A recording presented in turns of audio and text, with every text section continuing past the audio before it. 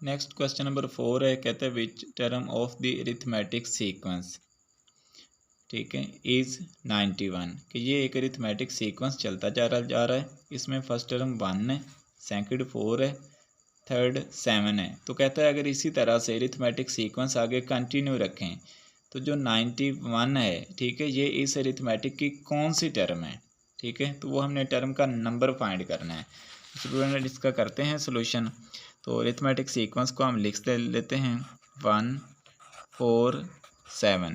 ये स्टूडेंट हमें arithmetic sequence given है और इसकी आगे 91 ये एक टर्म गिवन है, ठीक है। तो स्टूडेंट हमने ये मालूम करना है कि ये जो 91 है, ठीक है, ये इस अरिथमेटिक की कौन सी टर्म है। तो इसके लिए हम स्टूडेंट क्या करेंगे कि हम इसकी फर्स्ट टर्म को नोट कर लेते 1 है, कॉमन डिफरेंस निकाल लेते हैं, next term minus previous term 4 - 1 3, ठीक है। जिस नंबर ये जो हमारे पास नंबर है हमने मालूम करना है कि ये कौन सी टर्म है, ठीक है। तो जिस टर्म का नंबर मालूम करना उसको कहते हैं AN। तो यहाँ पर AN हमारे पास 91 है। इस 91 का हमने नंबर मालूम करना है कि ये कौन सी टर्म है, यानी कि हमने N मालूम करना है, क्योंकि N क्या होता है, नंबर ऑफ द टर्म, ठीक है। तो इसके लिए nth टर्म फार्मूला यूज़ करेंगे, AN = A1 + n-1 × d। अब AN तो हमें गिवन है 91, A1 जो है वो 1 है, प्लस n फाइंड करना है -1 और d की वैल्यू यहाँ पर है 3। अब यहाँ पर ये जो +1 हो रहा है ये इधर जाकर 91 में से माइनस हो जाएगा। तो ये हो जाएगा 91 - 1 = n-1 × 3। 91 में से 1 को माइनस कर दिया, बाकी 90 = n-1 × 3। अब ये जो 3 है ये n-1 के साथ मल्टीप्लाई हो रहा है, तो इधर आकर 90 को डिवाइड करेगा। तो ये हो जाएगा 90 / 3 = n-1। तो 90 को 3 से डिवाइड किया तो आंसर आ गया 30, तो इक्वल टू हो गया n-1। अब यहाँ पर ये जो -1 है, ठीक है, ये इधर आकर प्लस हो जाएगा, तो 30 + 1 = n। तो n इक्वल टू हो जाएगा, n इक्वल टू हो गया जी 31। इसका मतलब है कि ये जो हमारे पास नंबर 91 था ये इस अरिथमेटिक सीक्वेंस की कौन सी टर्म है, इसकी 31st टर्म है, ठीक है। मतलब यहाँ पर जो 31st टर्म है, ठीक है, वो इस अरिथमेटिक सीक्वेंस की कितनी है, 91। तो हमने यहाँ पर इस टर्म का नंबर फाइंड करना था, तो इस तरह से हमने इस टर्म का नंबर फाइंड आउट कर दिया। नेक्स्ट स्टूडेंट क्वेश्चन नंबर 5 है, बिल्कुल इसी तरह से, which term of the arithmetic sequence, ये एक अरिथमेटिक सीक्वेंस दिया गया है, कहता है अगर ये इसी तरह से चलता चला जाए, ठीक है, तो बताएं जो 62 नंबर आ रहा है इस अरिथमेटिक सीक्वेंस में, ये जो 62 है ये इस अरिथमेटिक की कौन सी टर्म है, मतलब 10वीं है, 12वीं है, कौन सी टर्म है, हमने इसका नंबर फाइंड करना है। तो आइए स्टूडेंट फाइंड करते हैं। सीक्वेंस लिख लेंगे, सीक्वेंस गिवन है हमें 2 5 8 और इसी तरह से चलते चले जाना है। किस नंबर तक सीक्वेंस चलेगा जी, 62 तक।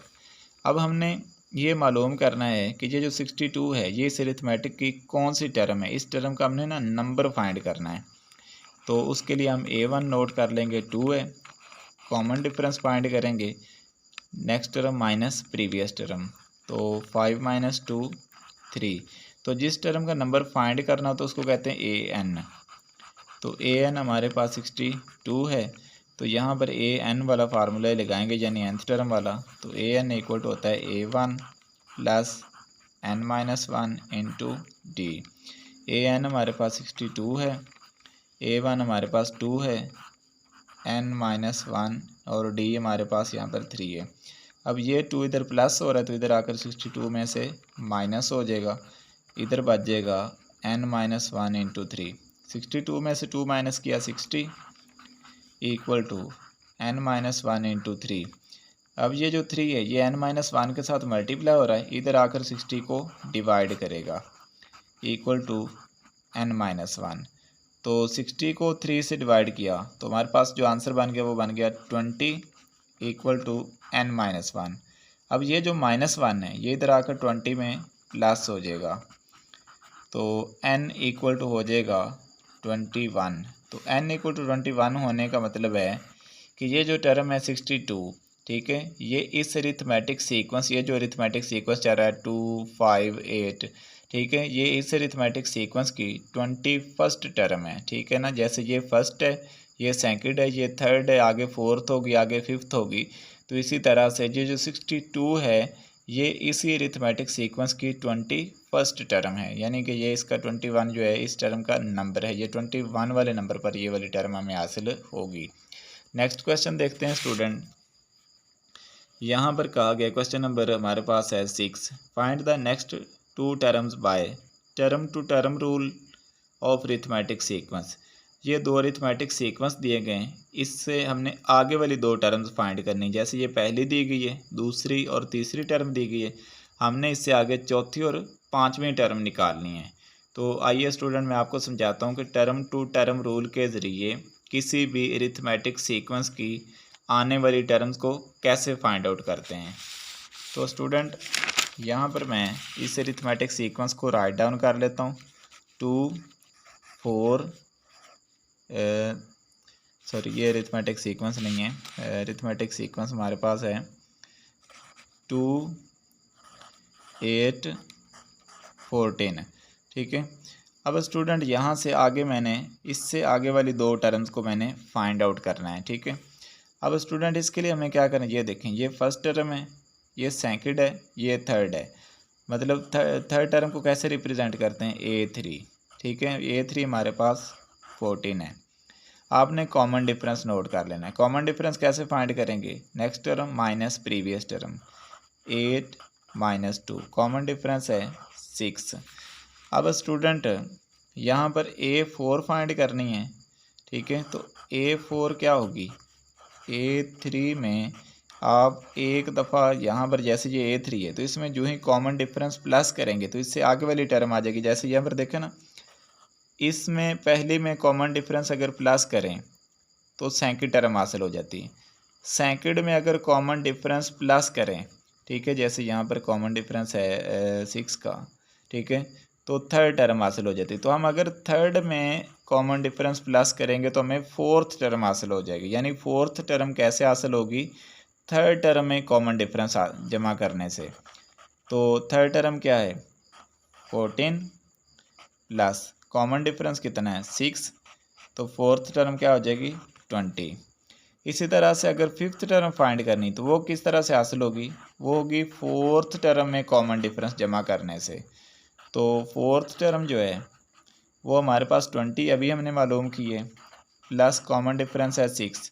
तो इस तरह से जो फिफ्थ टर्म है वो बन जाएगी 26। तो इसी तरह से किसी एक टर्म में कॉमन डिफरेंस जमा करके उससे आगे वाली टर्म मालूम करना, इस तरीके से आने वाली टर्म्स को मालूम करने को कहते हैं टर्म टू टर्म रूल। तो नेक्स्ट क्वेश्चन देखते हैं हमारे पास। नेक्स्ट क्वेश्चन है 159। इसमें भी हमने टर्म टू टर्म रूल के ज़रिए, ठीक है, आगे वाली टर्म मालूम करनी है। 1 इसकी फर्स्ट टर्म है, 5 सेकंड है, 9 थर्ड है, तो हमने फोर्थ और आगे फिफ्थ को फाइंड आउट करना है। तो लिखते हैं स्टूडेंट सीक्वेंस और उसको फाइंड आउट करते हैं। तो सीक्वेंस हमारे पास स्टूडेंट है 1 5 और 9। अब स्टूडेंट यहाँ पर हमने नोट कर लेना है कि जो हमारे पास 9 है वो कौन सी टर्म है, थर्ड टर्म है, ठीक है।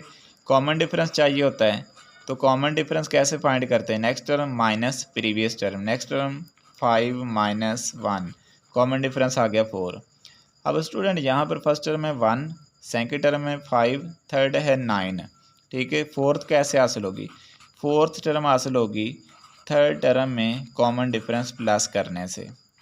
अब स्टूडेंट जो थर्ड टर्म है, ठीक है, वो है 9 और कॉमन डिफरेंस है 4, तो थर्ड टर्म जो फोर्थ टर्म बनेगी वो बन जाएगी 13। इसी तरह से अब हमने फोर्थ टर्म तो फाइंड आउट कर ली, फिफ्थ टर्म कैसे बनेगी, फोर्थ टर्म में कॉमन डिफरेंस प्लस करने से, ठीक है। फोर्थ टर्म अभी फाइंड की है 13 है और इसमें कॉमन डिफरेंस प्लस कर देंगे। कॉमन डिफरेंस कितना है 4 है, तो आंसर बन जाएगा 17। तो ये हमारे पास फिफ्थ टर्म फाइंड होगी। ये देखें स्टूडेंट, मैं आपको इधर कंसेप्चुअली भी समझा देता हूँ कि यहाँ पर 1 में एक दफ़ा जो फर्स्ट टर्म है इसमें कॉमन डिफरेंस प्लस करें तो 5 बन रहा है जो कि सेकंड टर्म है। 5 में कॉमन डिफरेंस प्लस करें तो 9 बन रहा है जो कि थर्ड टर्म है। इसका मतलब है कि जो प्रीवियस टर्म होती है उसमें अगर कॉमन डिफरेंस जमा कर दें तो उससे नेक्स्ट टर्म बन जाती है। तो जैसे प्रीवियस टर्म 3 है, ठीक है ना, A3, तो इसमें अगर कॉमन डिफरेंस जमा कर देंगे तो ये A4 बन जाएगी। तो ये स्टूडेंट इसके तरह से आगे आने वाली टर्म फाइंड करने के तरीक़ेकार को कहते हैं टर्म टू टर्म रूल। अब स्टूडेंट इससे आगे वाले क्वेश्चन को रीड करते हैं कि उसमें क्या कहा गया है। आगे वाले क्वेश्चन में स्टूडेंट हमारे पास क्वेश्चन नंबर है जी 7। Find the indicated terms of the arithmetic sequence by position to term rule. Position to term rule के ज़रिए हमने इंडिकेटेड टर्म मालूम करनी है। जैसे यहाँ पर 13th टर्म हमने मालूम करनी है, जैसे ये फर्स्ट है, ये सेकंड है, ये थर्ड है, ये फोर्थ है। तो इसी तरह से हमने 13th टर्म मालूम करनी है।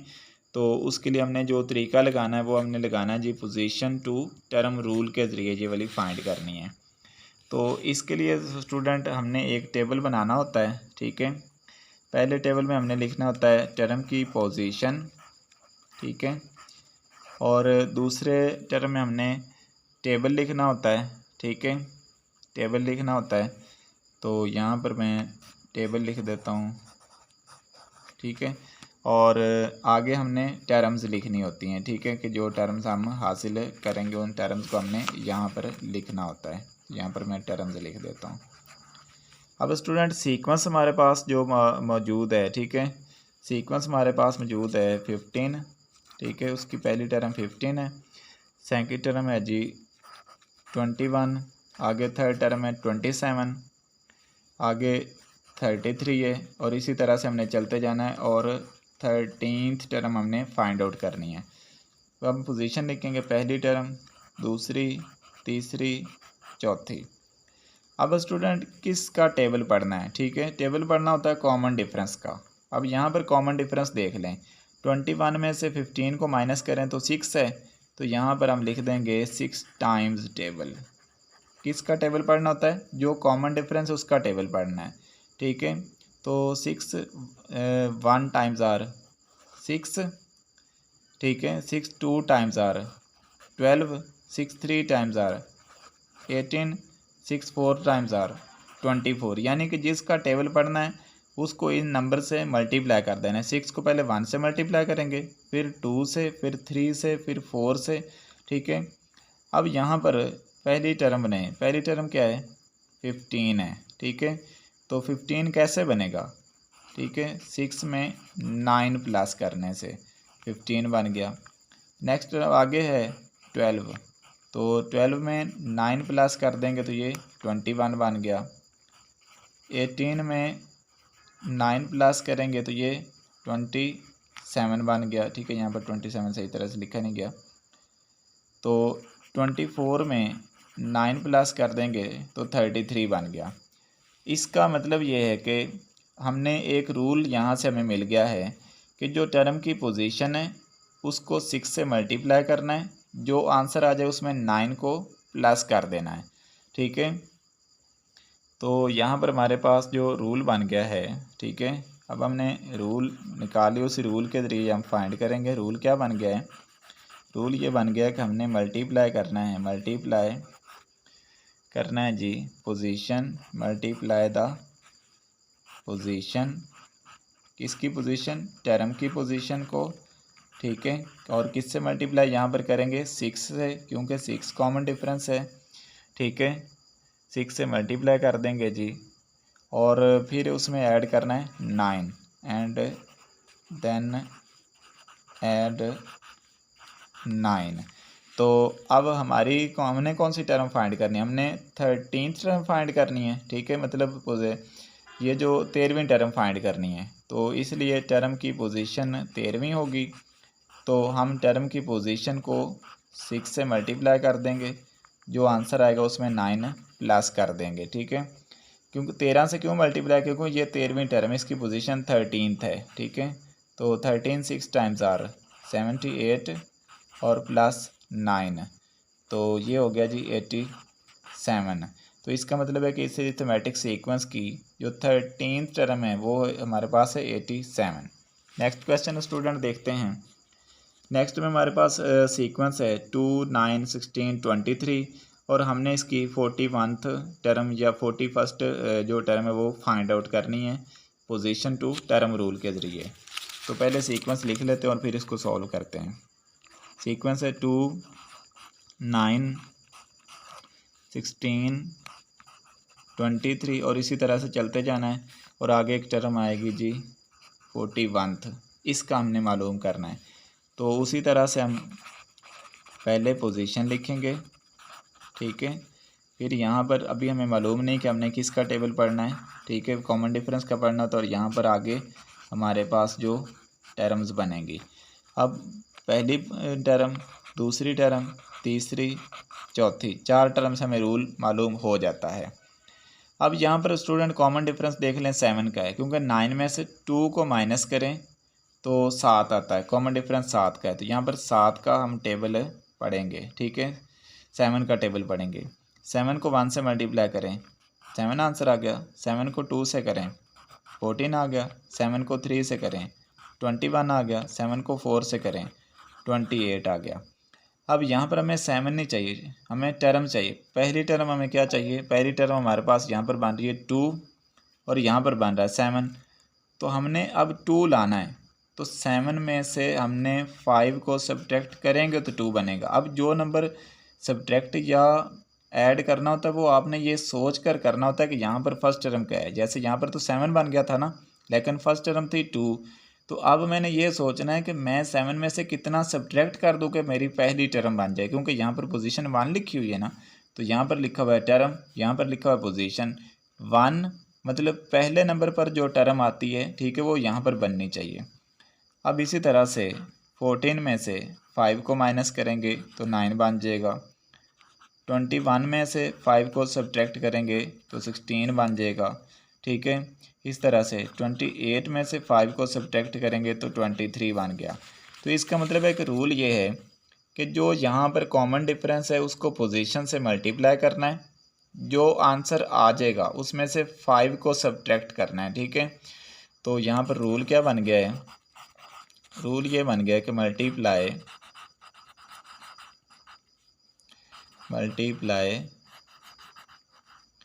द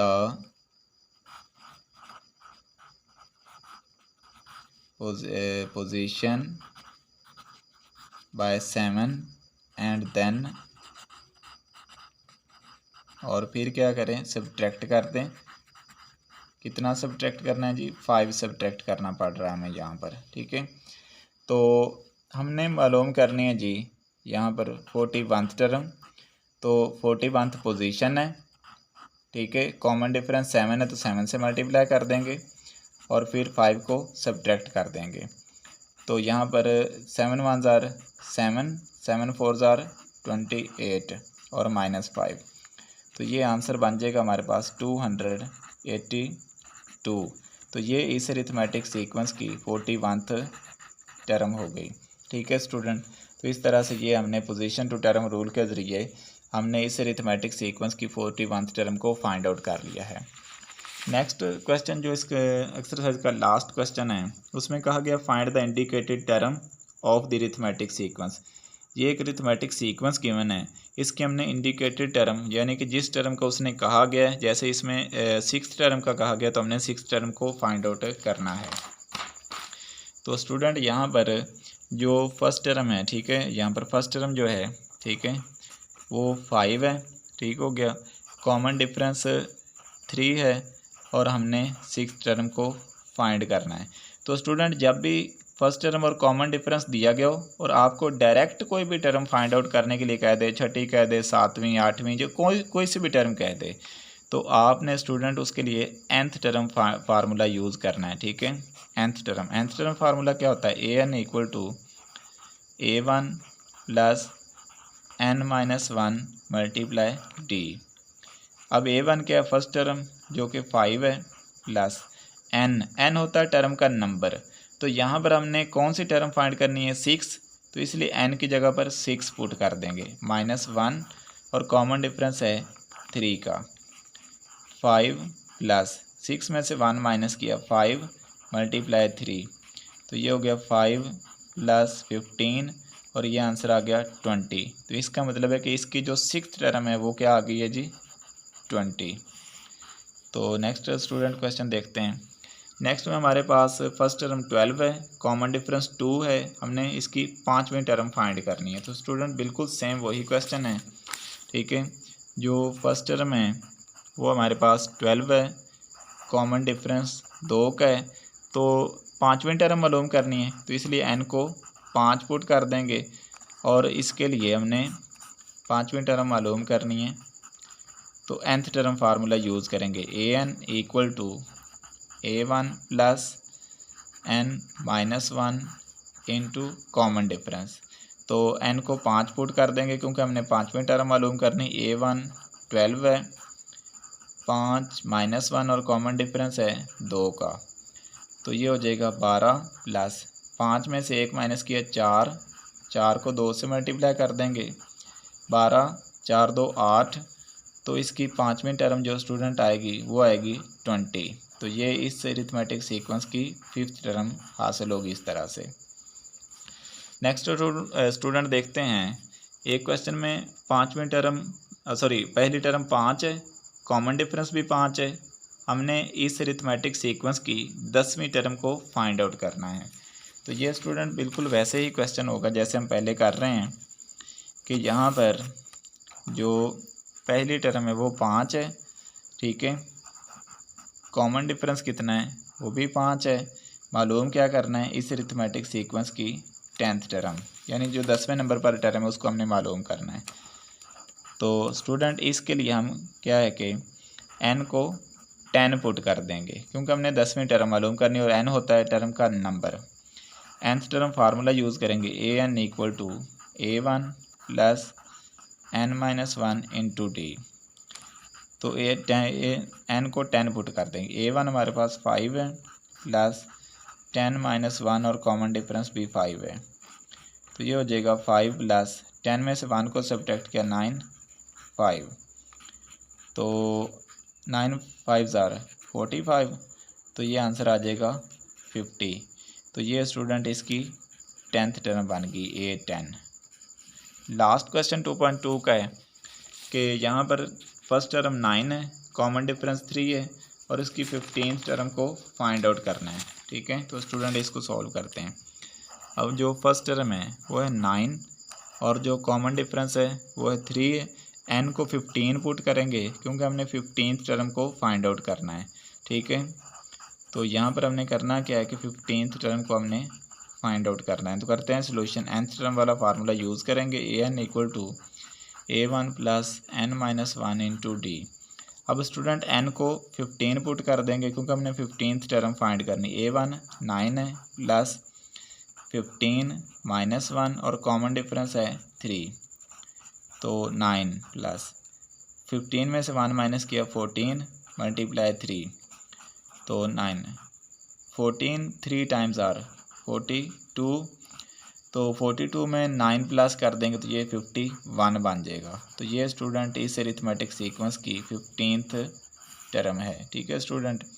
तो इसी के साथ ही स्टूडेंट 2.2 कंप्लीट हो चुकी है।